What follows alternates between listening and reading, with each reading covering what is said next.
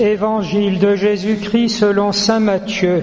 Comme les disciples s'étaient rassemblés autour de Jésus sur la montagne, il leur déclarait : il ne suffit pas de me dire « Seigneur, Seigneur » pour entrer dans le royaume des cieux, mais il faut faire la volonté de mon Père qui est aux cieux. Ce jour-là, beaucoup me diront « Seigneur, Seigneur, n'est-ce pas en ton nom que nous avons été prophètes, en ton nom que nous avons chassé les démons, en ton nom que nous avons fait beaucoup de miracles ?» Alors je leur déclarerai : je ne vous ai jamais connus, écartez-vous de moi, vous qui faites le mal. Tout homme qui écoute ce que je vous dis là et le met en pratique est comparable à un homme prévoyant qui a bâti sa maison sur le roc. La pluie est tombée, les torrents ont dévalé, la tempête a soufflé et s'est abattue sur cette maison. La maison ne s'est pas écroulée, car elle était fondée sur le roc. Et tout homme qui écoute ce que je vous dis là sans le mettre en pratique est comparable à un homme insensé qui a bâti sa maison sur le sable. La pluie est tombée, les torrents ont dévalé, la tempête a soufflé, elle a secoué cette maison. La maison s'est écroulée et son écroulement a été complet.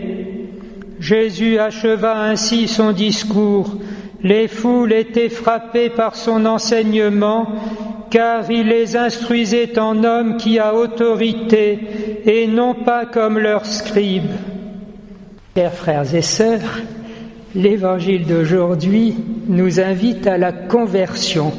Et Jésus nous met en garde. Il ne suffit pas de me dire « Seigneur, Seigneur » pour entrer dans le royaume des cieux, mais il faut faire la volonté de mon Père qui est aux cieux.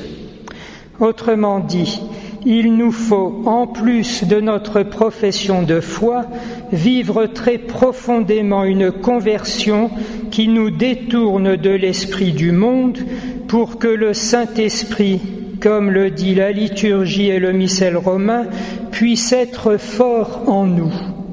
Et c'est peut-être là que se tient le loupé le plus regrettable de l'année de la foi, où s'est trouvé, à vrai dire un peu galvaudé dans un certain nombre d'endroits, la triple profession de foi, qui est en principe réservée pour les années ordinaires, simplement en profession de foi solennelle au cours de la vigile pascale.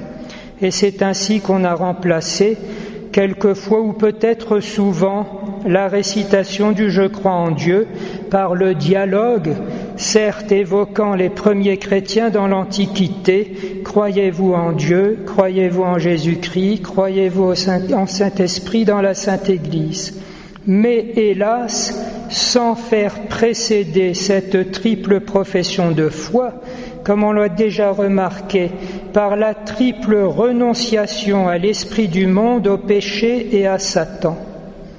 Même sur Radio Espérance, qui pendant l'année de la foi a mis comme balise horaire de façon aléatoire l'un des articles du symbole des apôtres, le président de la commission doctrinale n'a pas réussi à obtenir qu'on y joigne aussi de façon aléatoire les triples renonciations.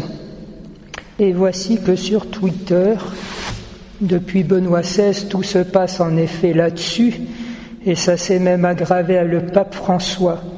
J'ai trouvé cette renonciation, cette expression d'une conversion très profonde par des gens qui, s'ils pointent encore le fruit détestable, pensent désormais à couper l'arbre.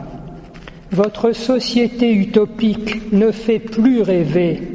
Notre génération en a soupé de votre progrès.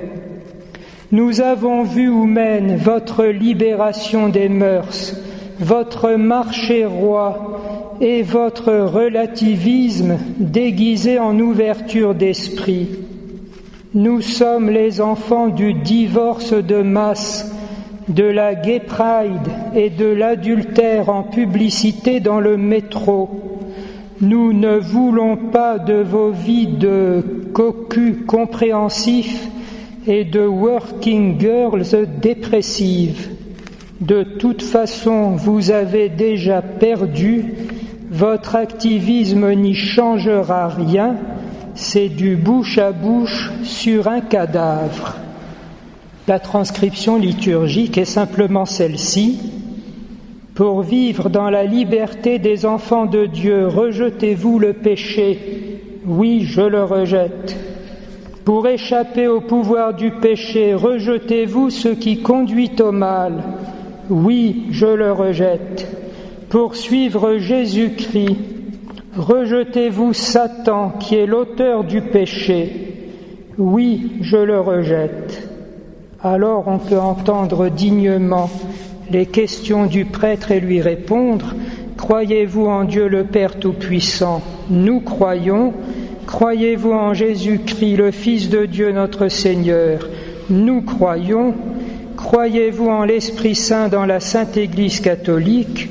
Nous croyons. » Remarquons simplement que dans la traduction du missel, qui sur ce point est théologiquement très sûre, on rejette à la première personne du singulier le péché et ce qui y conduit. En revanche, on proclame la foi de toute l'Église à la première personne du pluriel.